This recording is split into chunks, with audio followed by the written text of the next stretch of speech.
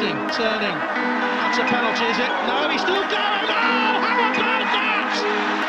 How about that? Two friends, two minds, and one love for Arsenal Football Club. You are now listening to the Caught in Two Minds podcast. Meanwhile, Shelly weaves his way through. What a start this has been.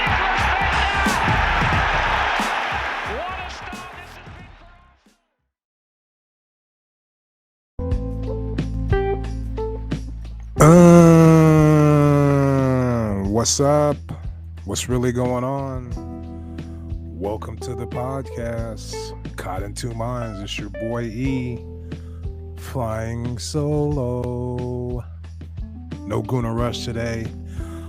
He's on protocol. You know, he's out. Couldn't make it. You know, the holiday season, whiskey, desserts. You know, couldn't pull it off today. But that's okay. Uncle Wee's here. Always got your back. Don't you worry. Anyway, tremendous game on Saturday. Arsenal away to Norwich. And we come away with the 5-0 victory. Happy holidays to everybody. I hope it was a safe and tremendous, holiday. whatever, you know. Merry Christmas, Happy Kwanzaa, Festivus, Hanukkah, the whole 9 yards. Happy holidays. That's why people say that, to automatically assume that, everybody's into Christmas or Kwanzaa or whatever it is you're into. It's just foolishness. There's tons of people on this spaceship we call Earth. And so I don't know what I'm talking about right now, but happy holidays. Okay? Now let's just ride it real smooth and easy into 2022. Omicron, it's all kind of shit jumping off. But anyway, let's get to the game. Goals from Saka with the brace. Tierney had a goal. Tremendous first half. 3 goals in the first half. Just really made it a wonderful Boxing Day. Couldn't ask for anything more. That's what you really want. Plus, we scored early.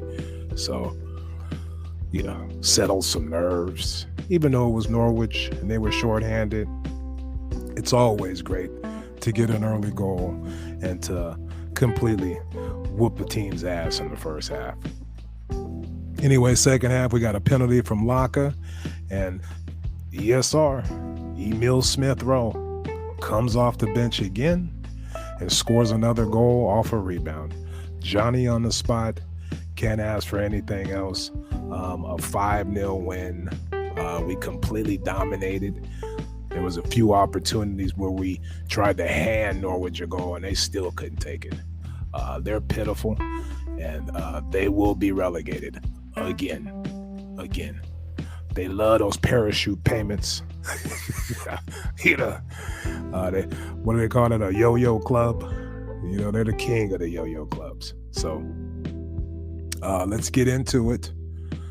Let's get dialed in.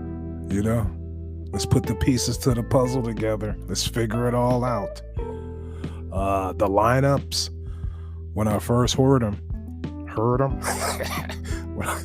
had me a little nervous. No Tomiyasu, a player who's been, more than solid. One of the first names on the sheet.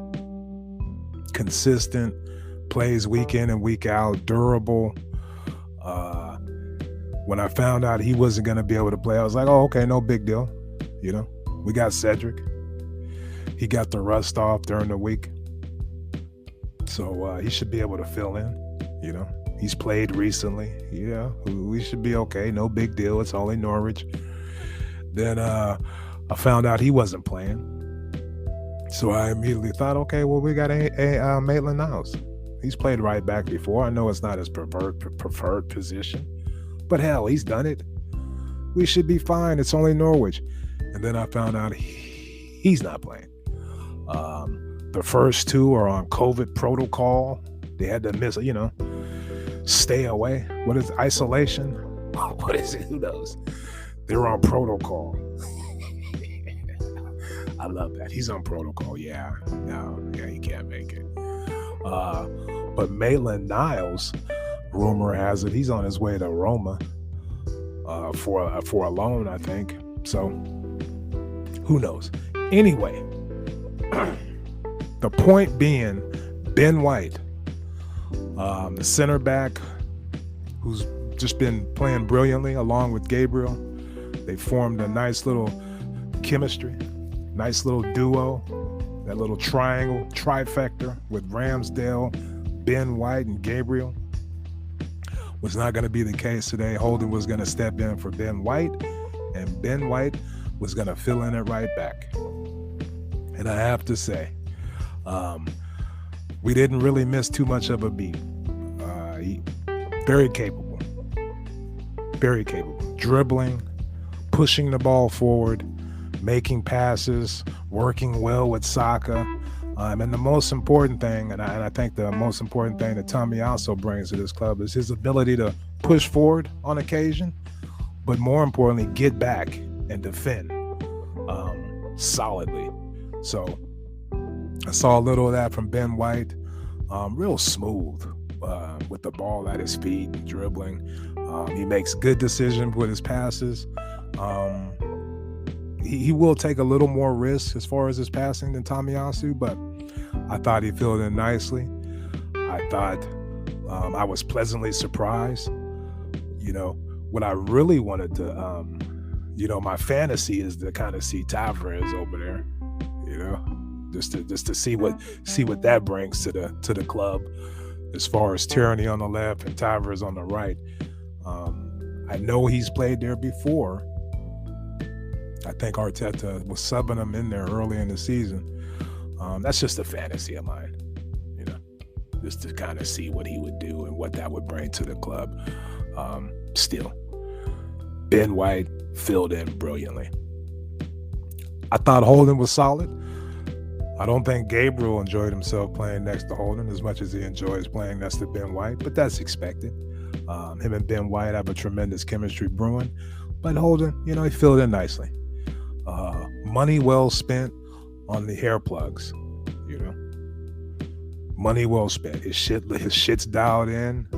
He's not quite flock of seagulls like Ben White, but his hair is dialed in. I got to give it to Holden. He got that shit fixed because it was looking bad early in the season. It was looking bad. He should give a shout out to his hair plug guy. Oh, the dog's gonna start barking. Here we go. Now, let's get on with it. Odegaard, again, people, what about Odegaard?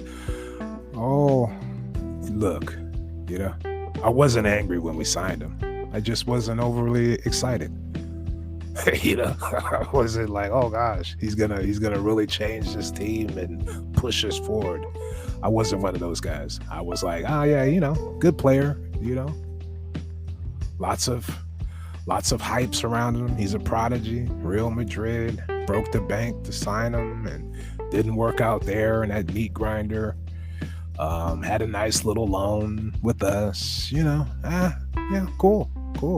He's on the team now. No big deal. He's proven me wrong the last few weeks as far as there is something to be excited about.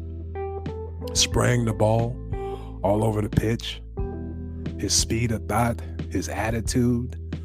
He works hard for the team. And strangely enough, these are all kind of things we saw signs of last year, but we didn't really see the consistency or the boldness or just him imposing himself on defenses with his play. And we're starting to see that now. Could be a maturity thing, could be him getting accustomed to life in the Premier League. Who knows? But he's looking tremendous. The ball out wide to Tierney for his goal was just beautiful. I make those passes all the time when I play FIFA, so I understand how difficult it is to swing. I'm just playing, but Odegaard is here's the thing. He could have dropped his head when ESR took his spot and was playing his minutes in that position and producing. Excuse me. But he didn't. He kept his head down and kept working, and when he got his chance to play, he produced. And that's all you want. There's competition within this team. They're all young, they're all competing, and they're all hungry. And that's the kind of attitude you want with a team. And Odegaard is, he's showing that he's that guy for that role. ESR is more of a, I don't know. He's more of a, he did slip a nice little pass to Laka yesterday, late in the game, but Odegaard to me is that guy you want. So I don't know what that means for ESR, but hell, ESR continues to score goals, and he looks the hungriest. He doesn't care if he starts or doesn't start. He's going to come in and produce, and that's what you want. So shout out to Odegaard. Continue to prove me wrong. Be more aggressive. Impose yourself on these sorry-ass teams, and let's do this. I said he was a bootleg Ozil. Maybe he's a bootleg De Bruyne. Huh? Maybe that's a better comparison. I don't know. You tell me. Hit me up on Twitter at CITM Podcast and get your head out of your ass. Everybody. What's that mean?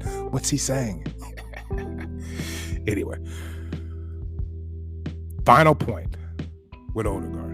I'm not ready to anoint him. I'm still kind of like, it was Norwich. No big deal. But if he continues to play like this, especially Saturday, that's what I want to see. I want to see how he plays Saturday against Man City. That's going to tell me more than anything he's been doing these last few weeks. How's he going to play on Saturday? Huh? I hope he plays great. I'm not one of these guys. I hope he plays like shit, dude. Just so I can say I was right, man. Look. No, I want him to be fantastic. Yeah. Give me a break. Anyway, enough. Tyranny. Starting to look healthy. Getting back to his normal form.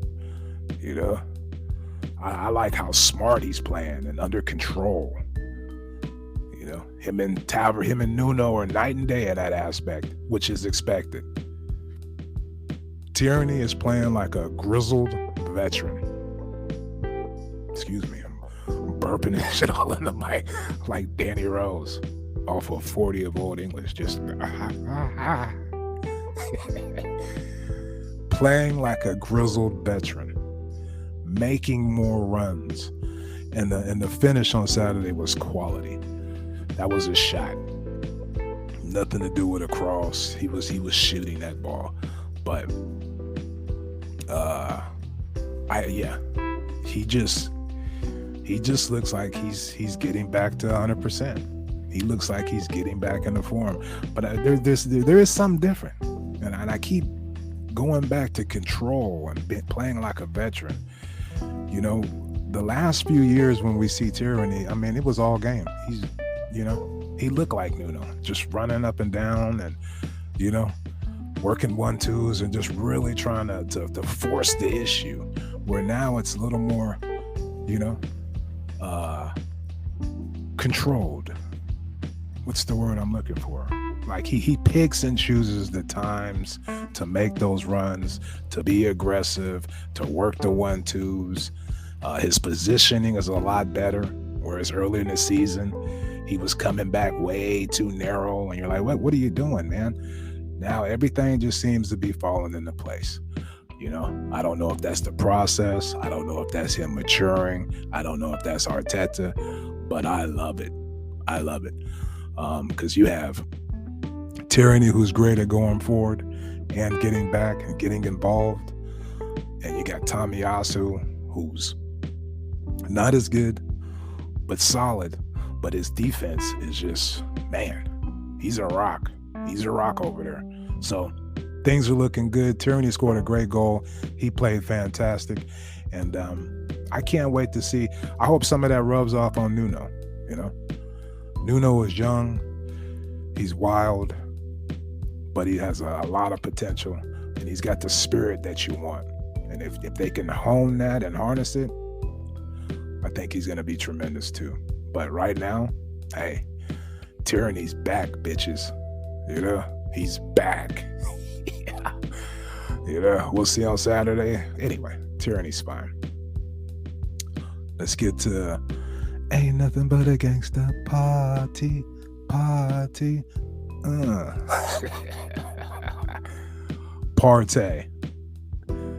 I don't know what to say. You don't notice it. You don't see it. But there's a transformation going on with him. Somebody has had it. He's been listening to this podcast. Or Arteta's been relaying what I'm saying to him because, man, he is tremendous. Little ass dog over here, dude. It's always the little dogs that bark and shit. Always listen to him. And nothing.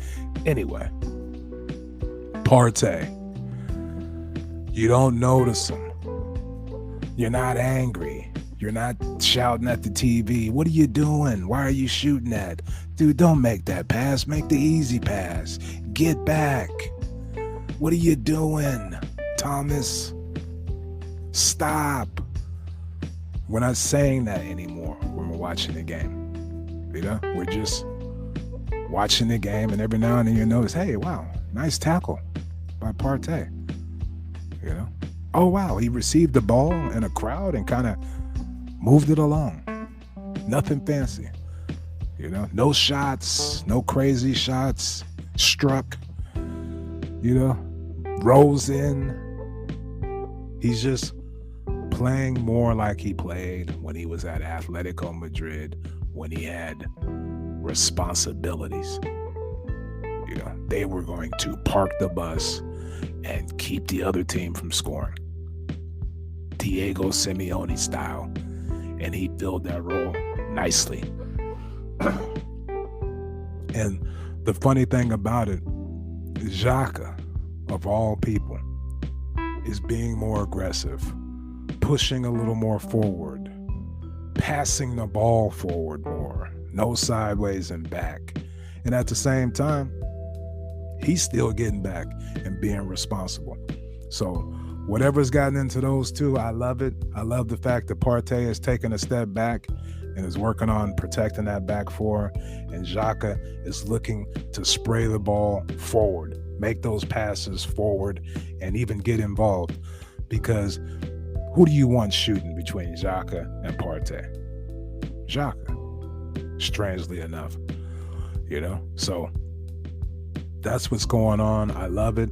Xhaka is itching. Now, we got a big game coming up on Saturday, and the last few games, you can see it. Xhaka is itching to get sent off. He's feeling feisty. He's getting in the shit. He's walking that fine line, and somebody needs to sit him down and be like, hey, relax. You don't want to piss everybody off again. Just relax. But I'm seeing signs. He gets a little, he's in this shit now, and he needs to take a step back and just relax and keep his head in the game. I love the fact when he got his yellow card, the announcer said, for the English referees, when in doubt, Give Xhaka a yellow. I thought that was tremendous. Now, so here we go. Star boy. You know, I used to be nervous to heap too much praise or put too much pressure on the guy, on the kid, because we've all seen it. You know, if you've been an Arsenal fan for a while, we've all been there. You know, Theo Walcott, Jack Wilshere, Ramsey, and so on and so on. Young, promising talents who just kind of fizzle out,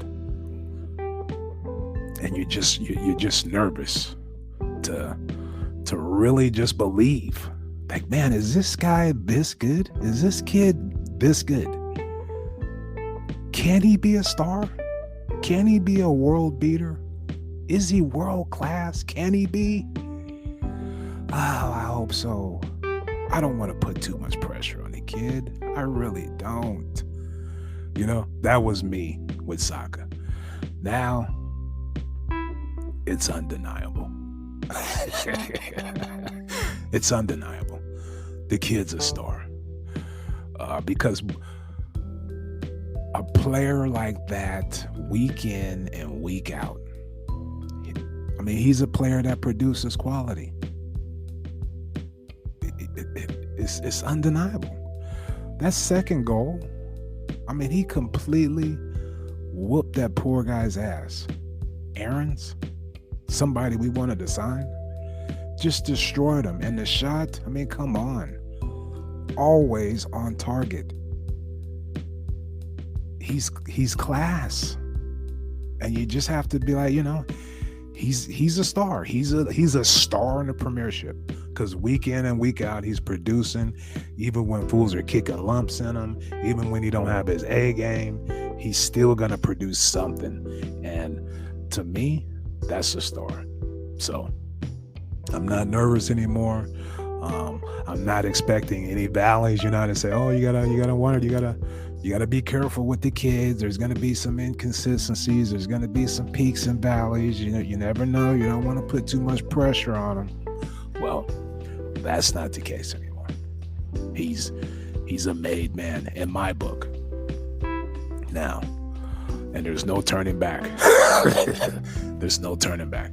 There's no turning back. We don't have to worry about him turning into Theo Walcott or Jack Wilshere or Ramsey or Bentner or Denilson or whoever else we thought. You know, DeJuru, Senderovs, Gibbs at left back. Man, I thought he was going to be good, but I should have known when he slipped in that game against Manchester United. Anyway, so there you have it. He's a made man now in my book. ESR scores another goal off the bench. I mean, what can you say? Talking about the right attitude. You know, he's a young kid. He's been playing great. Probably feels like he should be starting, but Odegaard is filling the role we need. You know, Odegaard and the ESR don't play the same way. They don't.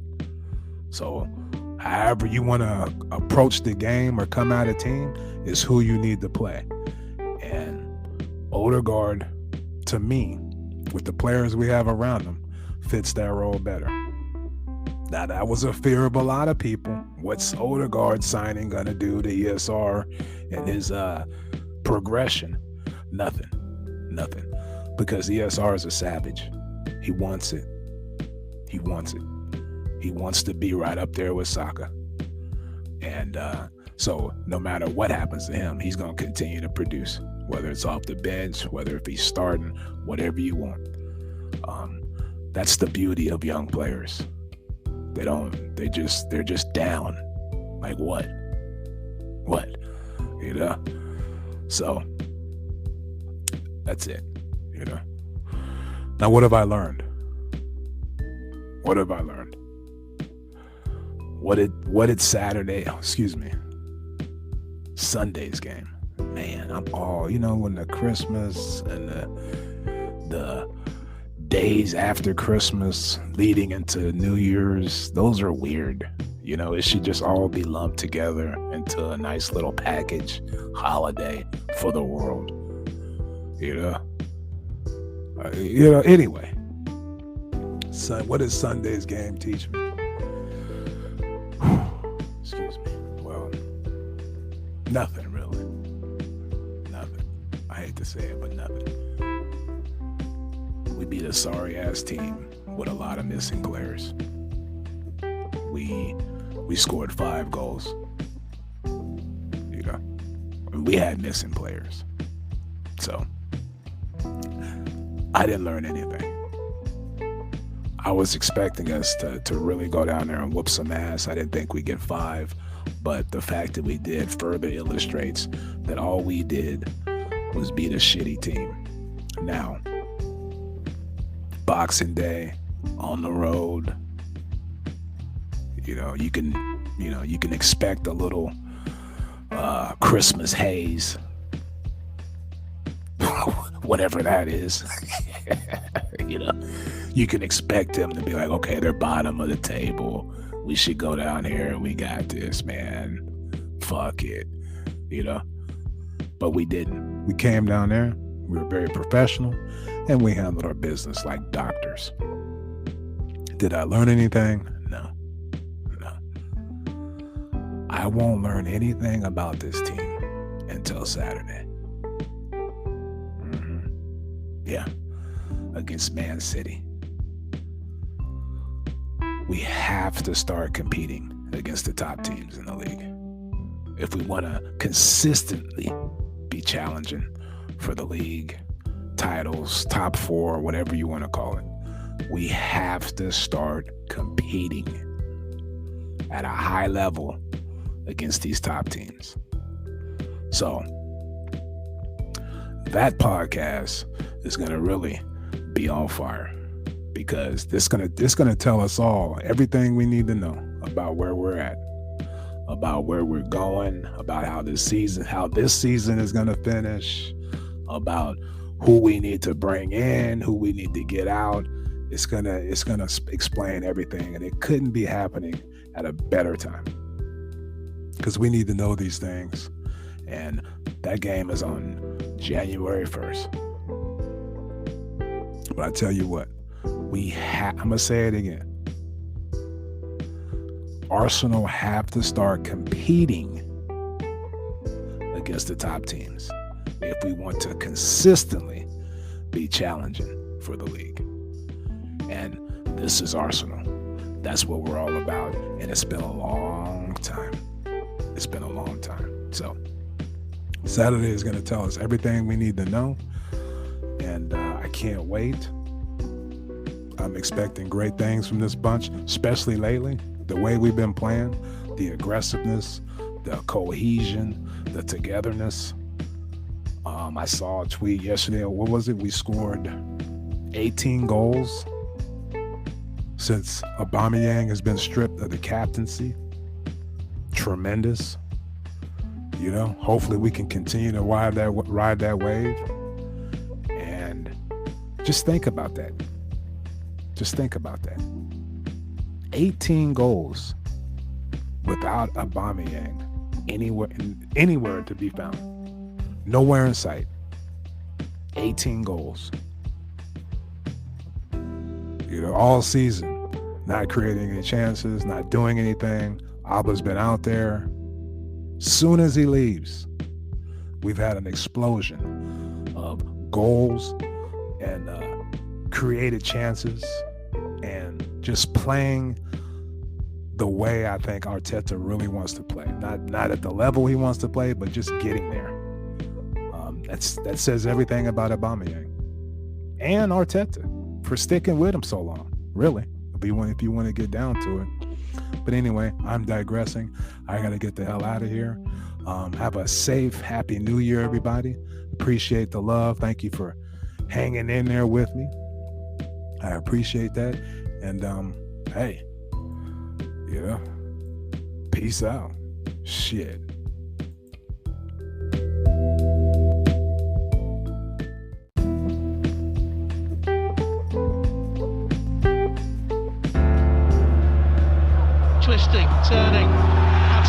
is it? No, he's still going. Oh, how about that? How about that? Thank you for tuning into Caught in Two Minds. Please head on over to iTunes to subscribe, rate, and review. All feedback is much appreciated. And be sure to follow us on Twitter at CITM Podcasts, at Guna Rush, and at eMarshall Comedy. The music of this podcast is brought to you by Statics. If you like what you hear, please head on over to staticsmusic.com and be sure to follow them on Twitter and Instagram at Statics Music. That's STATX Music. Peace.